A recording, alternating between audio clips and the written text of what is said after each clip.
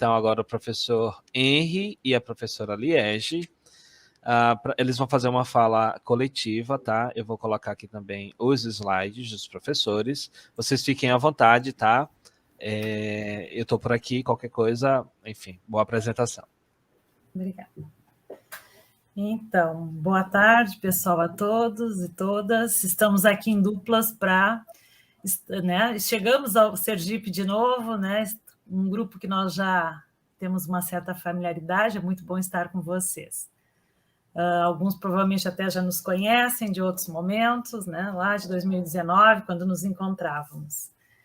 Mas, enfim, eu trabalho, então, com o Henry nessa discussão importante de ajudar a construir outras possibilidades, avanços desses estudantes. É um prazer estar com vocês. O Henry vai começar realmente agora o trabalho. Nós vamos fazer uma parceria aqui, como sempre fazemos, né, com vocês aí. E ele começa, então, o trabalho. Eu quero dizer que estamos muito empolgados, né, de tentar contribuir hoje um pouquinho mais, que essa conversa, né, a gente possa seguir fazendo em outros momentos também, a partir do que vocês precisam. Henry? Muito bem. Pessoal, boa tarde, então. É um prazer também para mim poder compartilhar esses momentos com vocês e, de alguma forma, estar próximos, né, a vocês novamente, né, nesses anos, né, que a gente está trabalhando para fortalecer o Sergipe na idade certa, não é? Antes de dar início à nossa apresentação, eu quero deixar bem claro que o nosso foco são os estudantes em distorção, sempre é bom a gente poder discutir, principalmente questões como letramento, não é? Porque a gente sabe que no cotidiano da escola a gente tem várias terminologias que acabam sendo muitas vezes banalizadas, né, dentro do nosso próprio contexto. E nessa questão do letramento, ler e escrever, não é? Que envolve tanta teoria, nós muitas vezes acabamos nos perdendo. E quando eu digo nós, professores que estamos em sala de aula, trabalhando com esses jovens, e que precisam, sim, serem auxiliados, não é? E a gente escuta vários diálogos nas escolas, não é? Nós vemos que querem jovens empreendedores, não é? Pois bem, se querem jovens empreendedores, invistam em ações de leitura e escrita. Não é desenvolvendo a ideia do empreendedorismo que a escola vai formar a cidadania, mas sim por meio da autonomia intelectual, do pensamento. E isso só se alcança tendo condições plenas de letramento. E não existe projeto de vida melhor do que ser capaz de interpretar pela própria cabeça. E é um pouco isso que a gente quer dialogar com vocês. E vamos começar com um pequeno conto que a gente vai compartilhar com vocês. Este conto se chama Eu Fico em Silêncio. Ele foi publicado pela Companhia das Letrinhas, e a nossa fala vai dialogar, então, com essa história. Às vezes, eu fico em silêncio. Quando eu falo, ninguém me entende, então eu fico em silêncio. Quando entro em um lugar, sempre ouço cochichos. Não sei ao certo como eu deveria ser. Sou tímida, sou bem pequena. Como deveria ser minha voz? Como deveria ser minha aparência? Quando chega a minha vez de falar, eu fico em silêncio. Às vezes, eu me sinto como uma pedrinha em um chocalho. Ainda assim, não emito som nenhum. Sou diferente, sou aquela nota que está fora do tom. Eu me fecho, perco as cores. Às vezes, me afasto das outras vozes e canto o silêncio o mais alto que posso. Eu me afundo num nevoeiro vagaroso.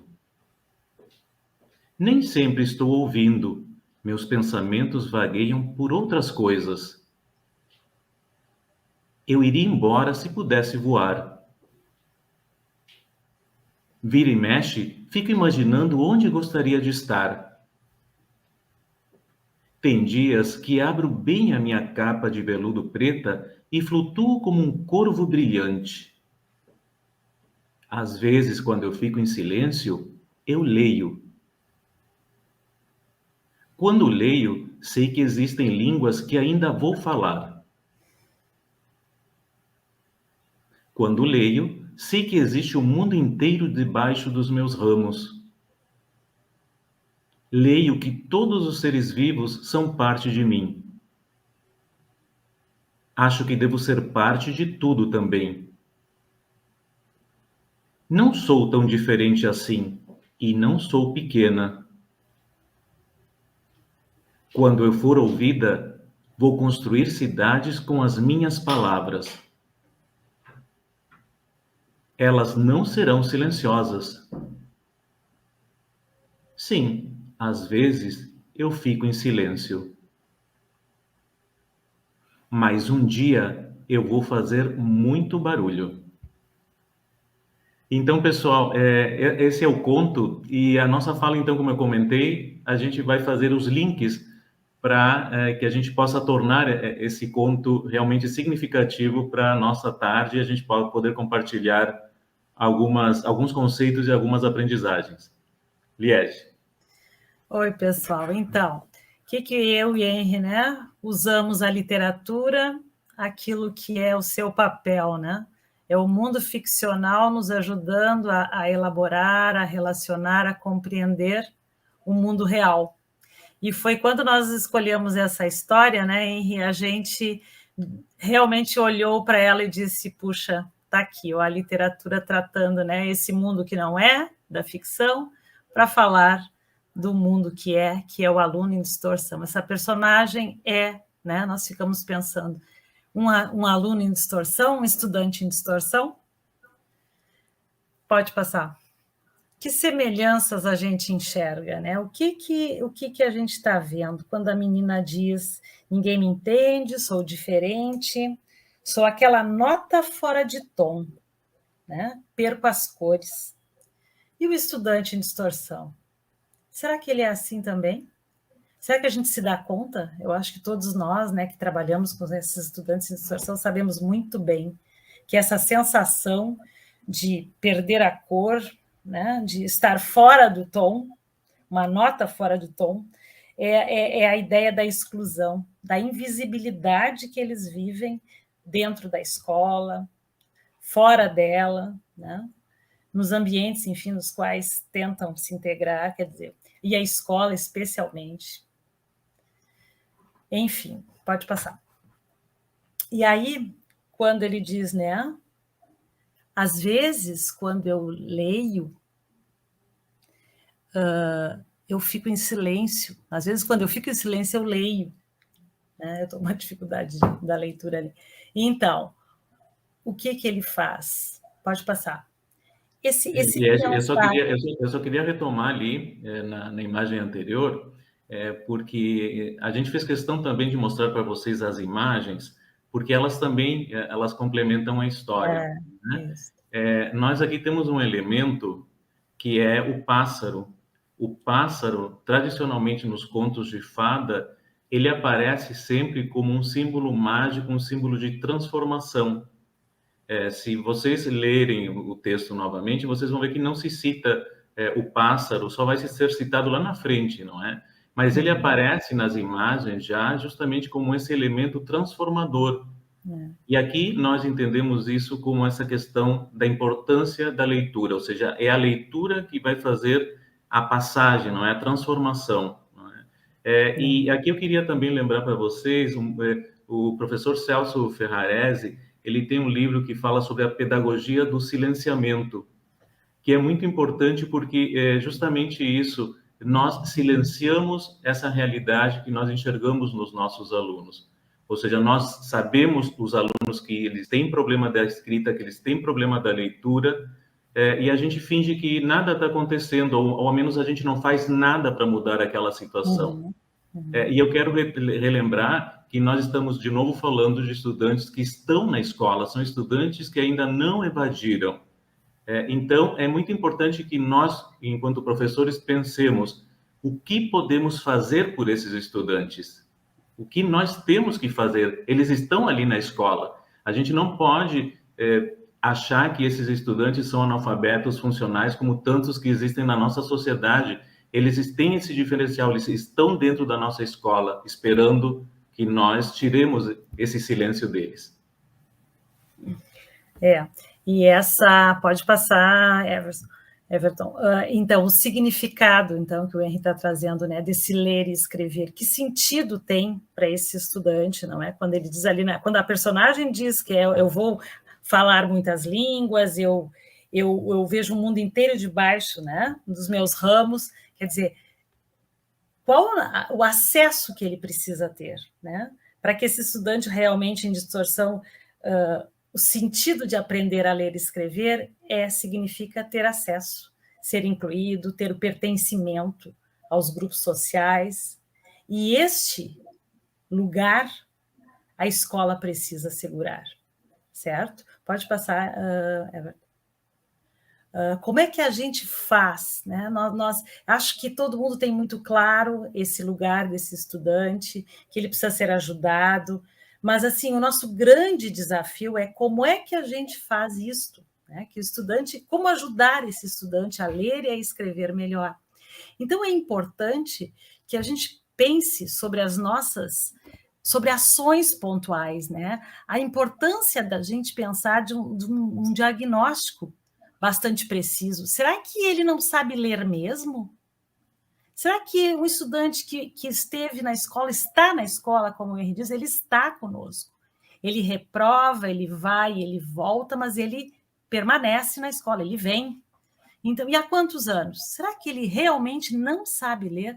Então, isso é um aspecto importantíssimo que nós precisamos identificar. Né? Então, a importância de diagnosticar as verdadeiras condições desse estudante. Interesses contemplados, né? A ideia de que as propostas terapedagógicas que a gente propõe são pautadas pelos interesses deles, por aqueles conhecimentos que eles já têm. Será que isso é considerado? Porque isso são questões fundamentais para que realmente nós capturemos esse estudante. Contemplar esses interesses. E o acompanhamento do processo de leitura e de escrita que ele ainda está construindo. Será que os professores que trabalham com esses estudantes definem juntos indicadores para acompanhar e ampliar o desenvolvimento da leitura e da escrita desses jovens? Será que existe esse compromisso de nós nos sentarmos juntos, professores dos diferentes componentes curriculares, analisarmos quais são as necessidades, né? Que indicador, né? O que eles sabem, o que eles não sabem, como é que nós vamos definir juntos, né? Indicadores para desenvolver aquilo que eles precisam, as fragilidades que eles têm. Então, isso são questões, né, que nós precisamos nos debruçar sobre um planejamento juntos. Independente de sermos professores, né, de qualquer componente curricular, eu preciso garantir né, essa construção do letramento linguístico, porque senão nada vai acontecer. Então, isso não vai absolutamente ser o compromisso do professor de português. Nós estávamos, antes de começar aqui, discutindo entre nós aqui, né, sabemos que precisa ser um grupo integrado, diferentes componentes, estamos 3 professores de língua portuguesa aqui, discutindo essas questões.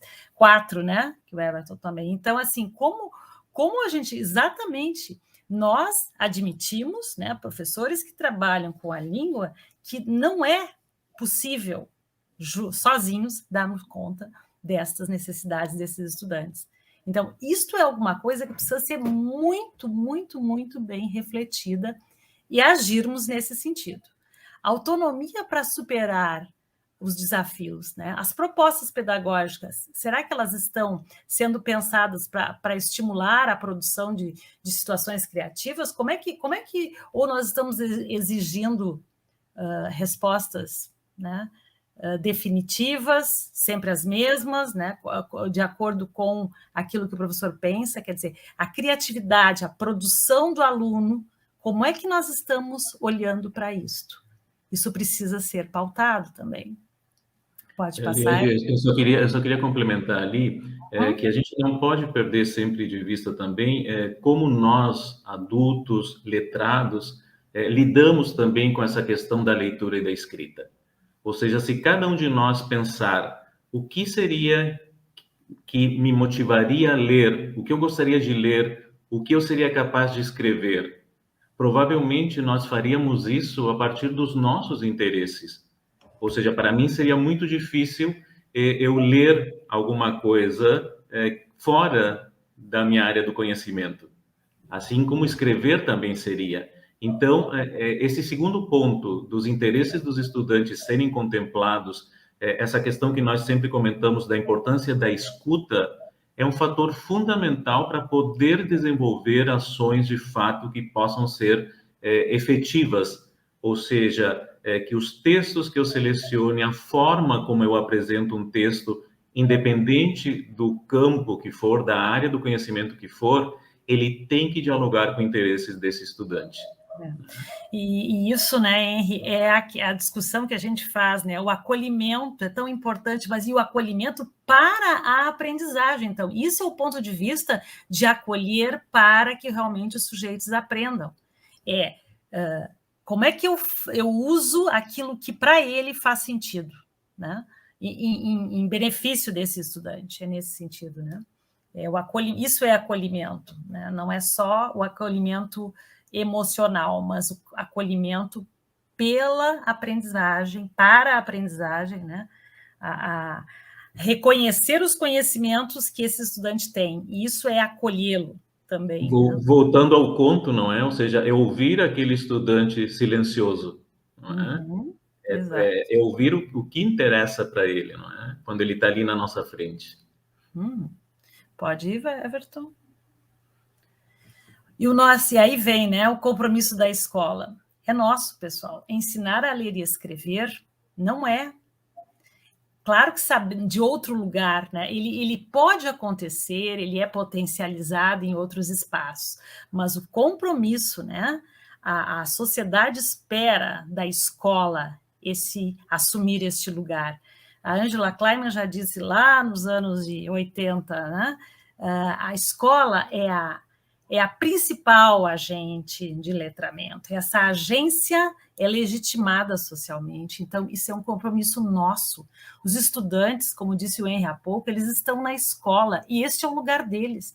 Estejam nas condições em que estiverem, venham de onde vierem, eles precisam ter este compromisso assumido por nós de ajudá-los a aprender, ajudá-los a ler e a escrever, que é a nossa grande discussão para esses estudantes em distorção. Vencer preconceitos, né, que estigmatizam os estudantes, isso é muito complicado, né? Nós temos a mania de dizer, desculpa eu estou dizendo assim, mas assim, eu falo de um lugar de professora, de alunos excluídos, alunos nessa condição de distorção. Então, assim, chega para nós o professor de português, ouve, mas ele não está alfabetizado. Ele está alfabetizado. Será que a gente pensa sobre isso? Ele foi alfabetizado, sim. Ele não tem 6, 7 anos, 8 anos de escolaridade. O que ele não... E se dizer que ele não está alfabetizado, ele tem um nível de letramento, ele foi alfabetizado, ele não tem a consolidação dessas ferramentas, da leitura e da escrita. Então, sobre isso, esse preconceito, né, esse estigma de que esse menino não foi alfabetizado, não foi bem alfabetizado. Ele não teve, né, o trabalho de consolidação, ele perdeu isto. Enfim, por isso ele é um aluno em distorção. E nós temos que deixar a queixa e agirmos nessa questão. Estimular a oralidade como forma de manter eu estou com dificuldade de ler ali. Manter a coerência em suas produções, né, escritas. Então, na verdade, o que a gente discute? A fala do estudante, a oralidade, a escola, em geral, ela deixa, né, em segundo plano. Na oralidade, né, deixar fluir a oralidade, a gente percebe o quanto as suas narrativas elas têm coerência. Eles sabem contar, eles têm histórias para contar. E por que não fazer disto o mote, né? muita valorização dessa oralidade, trazer como principal, né, estrutura para se trabalhar na sala de aula esse texto oralizado.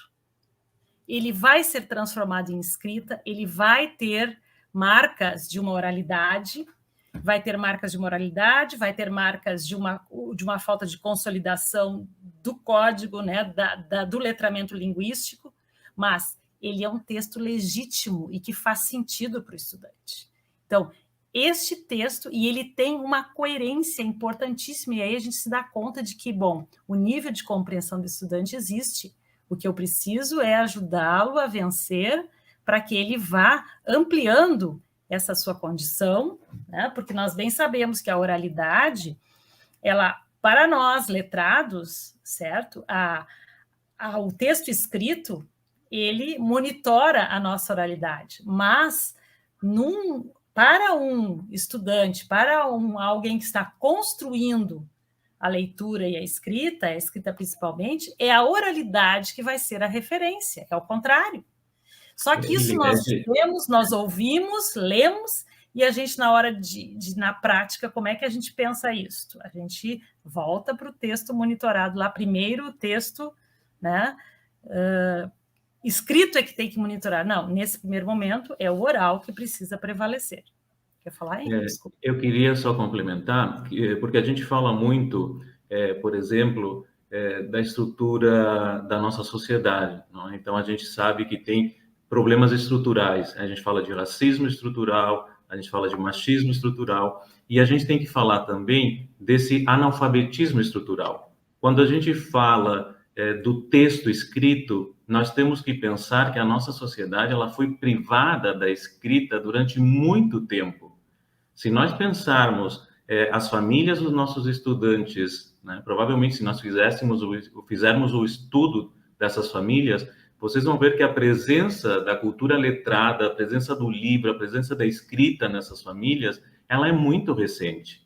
Então, nós temos, sim, muitos estudantes com medo dessa escrita, inclusive porque a escola, para esses estudantes em distorção, ela foi, sim, carrasca com esses estudantes, não é? Querendo que eles se manifestassem numa forma escrita que não é normal para ele a partir da sua oralidade. Então, nesse ponto, quando nós estamos falando de estimular a oralidade, é justamente para tirar o medo da produção escrita. Por mais que no seu texto escrito exista a presença da oralidade, essa é uma questão que vai ter que ser trabalhada, e aí sim, por um professor de língua ao longo da trajetória escolar desse estudante. Mas é muito importante que esse estudante ele se familiarize com esse texto, com a sua produção possível, não é? Uhum. Principalmente nessa questão que é tão importante de manter que ele perceba que o seu texto ele é coerente assim como a sua fala. E isso é muito importante a gente pensar e transformar isso em práticas, né? Como é que a gente vive isso? Nós todos, professores que trabalhamos nos diferentes componentes com esse estudante, como é que a gente pensa em usar essa oralidade a favor da construção daquele texto que a gente quer que ele consiga construir, né? Que é um texto mais monitorado, enfim, mais exitoso. Outra questão importante, né, que é o compromisso da gente, na questão de potencializar os campos de interesse, né? Os estudantes podem ler e escrever sobre quaisquer assuntos. Não existe a escola... isso a gente tem isso dado, né? Isso se diz muito, mas deixa ler e escrever sobre o que quiser, não interessa. Importante é conviver com a literatura, com a leitura, porque eles têm essa defasagem. Então, para recuperar, é o interesse, é potencializar aquilo que eles quiserem, e às vezes nos surpreendem, porque eles querem... A gente vê meninos de 15, 16 anos, se você disponibilizar, eles pegam textos com muita imagem, livros com muitas imagens, pouco texto, mas aí a gente vai explorar essas imagens, que isso também é leitura, isso também é compreensão, e isso é um processo deles, eles precisam desta construção, desse processo se desenvolver assim. E à medida que eles vão conseguindo dar conta daquele pequeno texto, que às vezes é uma frase ou duas, né? Principalmente quando a gente pega a literatura infantil e nós conseguimos provocá-los, né? Basta a gente ter propostas de começar com textos curtos, eles vão gradativamente buscando outras leituras à medida que sentem interesse, né? E seja lá o que for que eles pegarem, não precisa ser a literatura, eles podem pegar outros materiais, a gente deixá-los, né? Eu acho que isso é uma discussão bastante importante, que se faz já há muito tempo e que efetivamente nem tanto se pratica, né? Estimular a oralidade, já discutimos, né? A questão da promoção da autoria, né? Que é a interpretação de uma forma de apropriação do texto. Então, assim, o que ele conseguir dizer do texto foi a compreensão que ele conseguiu produzir. Então, assim, olha, conseguiu dizer isto, é a sua autoria, é a sua produção naquele momento. Que talvez o professor criou uma expectativa de, poxa, mas ele não disse quase nada do que precisava. Mas naquele momento foi o que ele conseguiu, e ele precisa ser valorizado nisso, certo? E a imersão, né, em muitas situações, em diferentes contextos, é que realmente irá favorecer, irá promover avanços nessa condição de fazer interpretações cada vez mais interpretações ampliadas, né, com maiores entendimentos, enfim, mas isso é processo também. E qualquer interpretação, é uma compreensão. Pode passar. E aí a gente pensa, né? Quer falar, Henrique?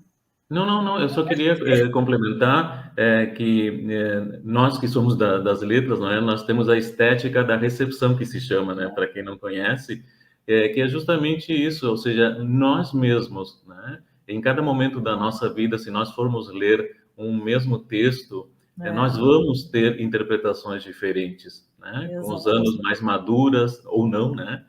Mas é importante isso, que nós não podemos exigir, muitas vezes, de um jovem uma interpretação além daquela que ele é capaz de formular, não é? Com seus recursos, evidentemente, não é? Uhum. Eu acho que a própria escolha nossa, né, eu fico em silêncio, né? Isso, a gente... esta leitura, neste momento, para nós que estamos com esse foco, ela trouxe essa discussão da distorção. Mas outro leitor, com outros interesses, também vai fazer outras interpretações que não estarão erradas. Exato. Essa é a questão, né? Não existe uma interpretação errada ou fraca, sei lá, quer dizer, existem interpretações, né? Enfim. E aí, né, a gente discute um pouquinho alguma coisa que vocês, de alguma medida, né, acho que retoma a questão que trabalha um pouco já com os níveis, né? Como desenvolver a compreensão e a produção. Então, assim, a gente tem que ter alguns referenciais, né? Nós temos que estabelecer, né, entre nós, professores, primeiro identificar as necessidades, mas nós temos que ter marcadores. Por exemplo, o estudante localiza a informação expressa de forma literal. Ele realiza inferências a partir daquilo que o texto oferece. Esse processo desses elementos aqui que a gente está trazendo é um processo de desenvolvimento que a gente provoca em relação à compreensão e à produção. Resolve problemas a partir das informações dos enunciados, seleciona palavras-chave de textos diversos, elabora sínteses de textos teóricos, interpreta tabelas e gráficos com diferentes variáveis, reconhece o efeito de sentido das figuras de linguagem e sinais de pontuação, compara ou relaciona informações numéricas e textuais em diferentes contextos. Então, como é que ele está nessas questões? Então, aqui é importante também para os professores pensarem que esses indicadores, eles também, não que sejam estes, mas é importante que a equipe da escola pense quais seriam esses indicadores que têm diretamente relação em como avaliar a leitura e a escrita. Ou seja, eu não posso simplesmente avaliar de forma utópica, não é totalmente abstrata um texto, ou seja, eu tenho que ter indicadores que me permitam poder, inclusive, acompanhar a evolução desse estudante ao longo do tempo.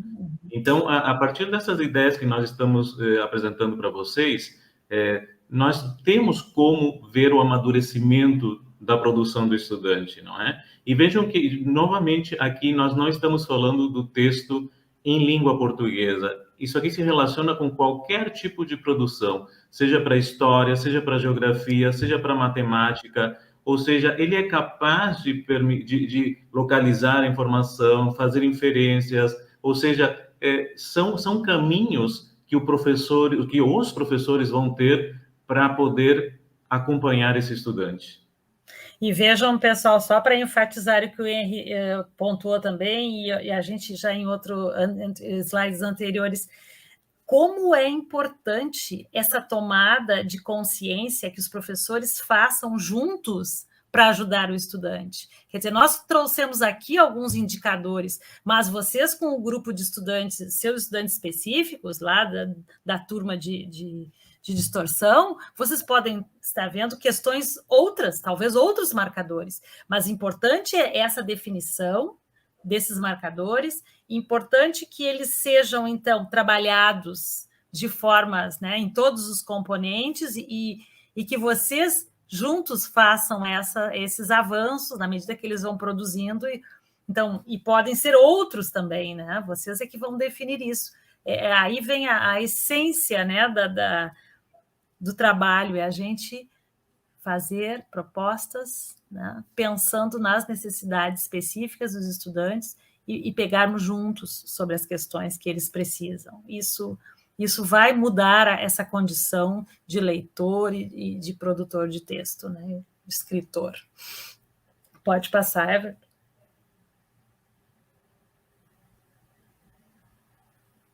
Acho que devo ser parte de tudo também.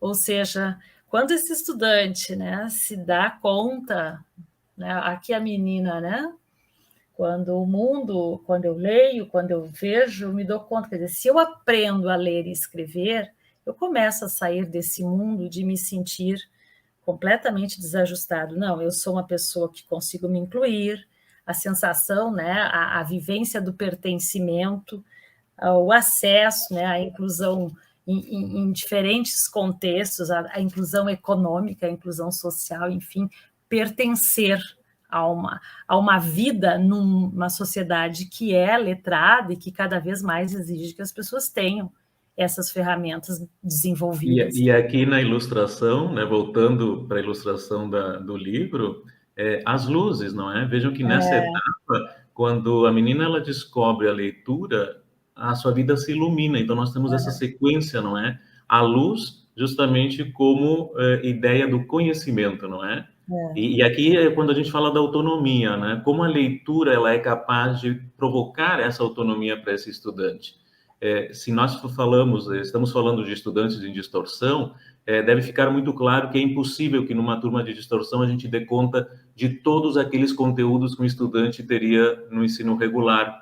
Mas é importante desenvolver essa autonomia, porque em algum momento esse estudante, ele, por conta própria, ele vai dar conta de ir atrás daquilo que, de repente, faltou na sua formação e ele poder superar as suas próprias dificuldades. É nesse sentido que a superação dos problemas de letramento são fundamentais para esses estudantes. Sair dessa condição, né, de invisibilidade que eles estão, né? Quer dizer, é um comprometimento que a gente precisa assumir esse lugar, né? Eles têm esse direito, né? Pode passar? Aí, então, a gente se desafia aí, traz a produção de um estudante em distorção. Se vocês conseguem perceber, né, ele faz aqui um texto, uma poesia, um texto de rap, ele faz até um acróstico aqui, né? Então, a gente olha para esse texto e a gente pensa, né? E aí a gente colocou ao lado das figurinhas ali da personagem. Quem lê para mim, Lê? Eu sinceramente não consigo ler. Não sou tão diferente assim, e não sou pequena. Olhem só, e quando a sala de aula, quando a proposta pedagógica acolhe a produção do estudante, seja ela qual for, nas condições em que estiver, é assim que ele se sente. Como eu acolho essa produção que tem marcas de oralidade, que tem marcas de uma necessidade ainda de consolidar, né, o código linguístico, mas que existe a gente enxerga uma produção coerente, certo? Tem marcas, né, de um nível de letramento que ele consegue já produzir.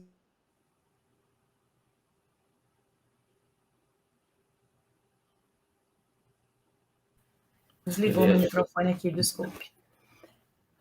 É um sentir-se integrado ao processo. E, claro, é nossa função, né, fazê-lo avançar, mas legitimar esta produção, né, é uma porta de entrada. Porque o que a gente faz? Isso é uma expressão, isso aqui é uma oralidade, que a escola, em geral, abandona. Né? A gente, na escola, traz muito como referência já um texto, né, um texto mais expositivo, um texto científico, essa é a referência, mas nós precisamos ajudar esses sujeitos. Então, a referência precisa ser a porta, a oralidade. Essa é a porta de entrada. E se a gente for pensar, ele está fazendo literatura. E a literatura é um texto importante, que a gente precisa trabalhar, né? A literatura através da poesia do rap que ele constrói, que ele oraliza, e que às vezes ele até não consegue, mas nós temos que possibilitar que ele fale, que ele lê, que ele escreva na língua que ele sabe, na forma como ele sabe. Porque isso é a produção de conhecimento que ele está conseguindo fazer naquele momento. A gente já tratou disso. Então, é um desafio nós pegarmos um texto deste e dizer, nossa, mas esse texto é um texto a ser trabalhado? Sim, ele é. Ele pode ser, ele deve ser, isso é acolhimento ao que ele já sabe. E aí nós não podemos dizer que ele não sabe nada quando ele escreve um texto assim. Ele não está realmente com aquilo que a gente já insistiu, dizendo a consolidação do código. Não está. Mas existe um texto aí, existe uma produção, existe uma compreensão de mundo aí.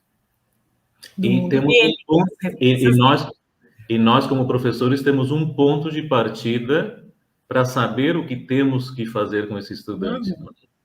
Porque não significa que porque ele produz isso, que ele vai ficar nisso. E aí entra o nosso trabalho, não é? Aí entra a função da escola. Agora, se a gente não parte deste texto que faz sentido, que isso aí retrata a sua vida, né? São as suas questões pessoais, é o seu mundo, né? Isso é o que é significativo.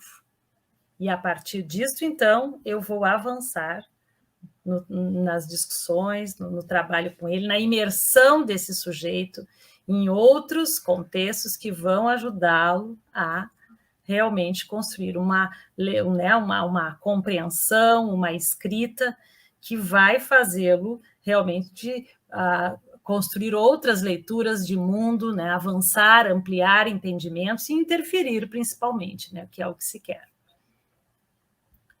Pode passar. Que eu acho que é isso, né? Sobre o direito, então, de aprender a ler e escrever numa sociedade letrada, né? Que a nossa personagem diz ali, ela vai construir cidades, né? E o que é que esse nosso estudante, né? O que a gente pensa? Ele tem direito a essa aprendizagem, certo? Ele vive numa sociedade, então, letrada, e isso é um direito, e isso é um compromisso, então, da escola garantir esse direito. E nós somos muitos a trabalhar com esse estudante. Por isso, mais uma vez, a gente insiste. É só o trabalho, né, a muitas mãos é que vai ajudar a consolidar esta etapa que ele tem, que precisa avançar.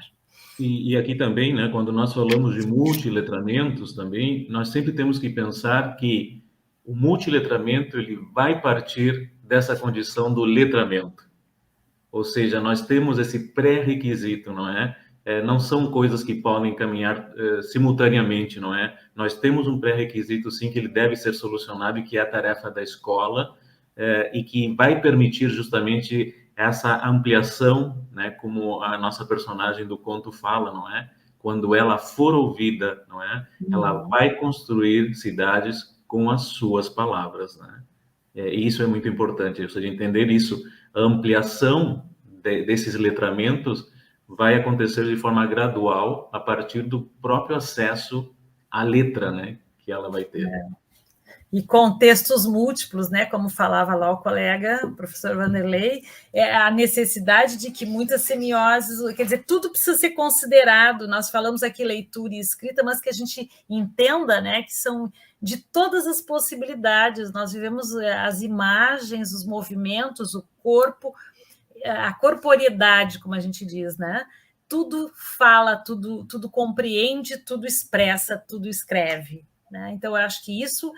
E aí que a gente resgata a importância de que todos os componentes curriculares tenham a contribuir para que esse estudante realmente consolide esse ler e escrever de uma forma exitosa, para que ele realmente possa viver, né, de uma forma mais integrada neste mundo, né, e dando conta da sua vida, de outras, né, de suas necessidades e modificando, enfim, né, como a gente espera que ele, é o nosso grande desejo. Acho que é isso, mais um, e daí então é isso, né? Terminamos por aqui, o Henrique segue, né? Dando uma outra etapa, vamos mais um pouquinho. Vejo que nós temos agora, né, aqui, justamente, né, um dia vai fazer muito barulho, né, que é o que a gente espera realmente dos nossos estudantes. Pode passar, Everton? Viver fazendo barulho. Aqui a gente queria dar somente algumas sugestões que não são novidades, mas, enfim, são alguns lembretes que a gente considera importantes, né? Porque quando sempre a gente participa de uma formação como essa, provavelmente muitos vão pensar assim, tá, e agora por onde eu começo? O que eu vou fazer, né? E aqui alguns exemplos que a gente pode pensar, não é, para facilitar, né, o acesso do nosso estudante ao texto, né, principalmente. Então, primeira questão, quando nós produzirmos materiais, vejam essa primeira dica, a gente fez aqui o exemplo mostrando, não é? Uma folha com o texto, e como fica mais agradável aos olhos, simplesmente se eu espaçar os parágrafos, não é? Ou seja, se o estudante ele entende que em vez de ter assim um bloco inteiro, ele pode ter pequenos blocos, não é? Que ele vai construindo a sua leitura, isso aos olhos, né, facilita. É aquilo que a Liege já comentou, quando nós disponibilizamos livros para os estudantes, normalmente eles vão para os livros com menos texto, com mais ilustrações. E não que seja ruim isso, não é? Mas justamente porque ele tem essa ideia, não é? A mesma forma, se eu pegar o Dom Quixote e mostrar para o meu estudante, ele vai se apavorar. No entanto, se eu mostrar um livro fininho, provavelmente ele vai ter mais aptidão, né, para esse fininho e não para o grande. E aqui funciona mais ou menos assim. É um efeito visual, não é, que pode tornar o texto mais amigável. O próximo, Everton. E aqui também, aqui para facilitar principalmente aqueles estudantes que estão nos níveis mais iniciais do letramento, ou seja, que ainda não conseguem fazer muitas inferências, a gente facilitar a vida desse estudante lá colocando no cabeçalho um box com um breve comentário sobre o que ele vai fazer ou sobre o que ele vai ler na continuação, não é? Aquilo que é uma das habilidades que ele tem que desenvolver, que é entender qual é a ideia principal de um texto, sobre o que o texto está falando, não é? Então, por exemplo, abaixo você vai ler um texto sobre as características da fauna do nosso estado, não é? Ou, nessa atividade, resolve os 5 problemas matemáticos de acordo ao que foi feito em aula. Ou o texto que você vai ler é sobre a vida da escritora Cecília Meirelles. Ou seja, dar essa pista, não é? Para que ao menos ele saiba sobre o que é aquele material que ele está tendo acesso. Próxima. E aqui é bem importante isso aqui. Por quê? Porque normalmente o professor, pela seu cotidiano, sua falta de tempo, nós fazemos às vezes um compilado de exercícios retirados ou de vários livros didáticos ou mesmo da internet. E é muito importante a nossa atenção sobre o léxico. Quando eu falo léxico, é as palavras que estão sendo usadas muitas vezes nessas atividades.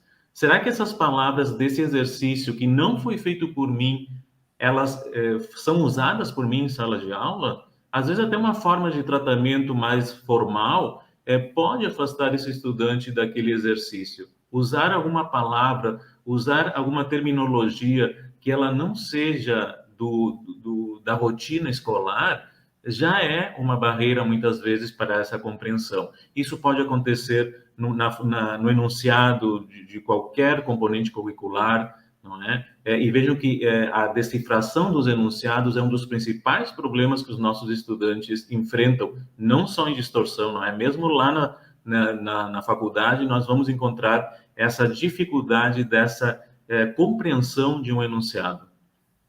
Próximo.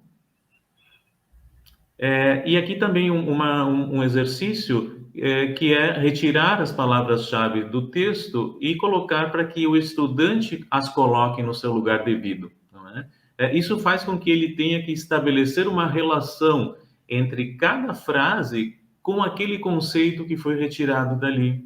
Então, isso aqui, além de ser um exercício cognitivo interessante, permite que nós, como professores, possamos ver que tipo de relação ele consegue estabelecer entre um conceito que deve ter sido trabalhado por nós em aula, junto a um contexto de uma frase escrita. Ou seja, estabelecer essa relação é um bom diagnóstico para o nosso estudante, né, para que nós possamos entender o nível de letramento desse nosso estudante.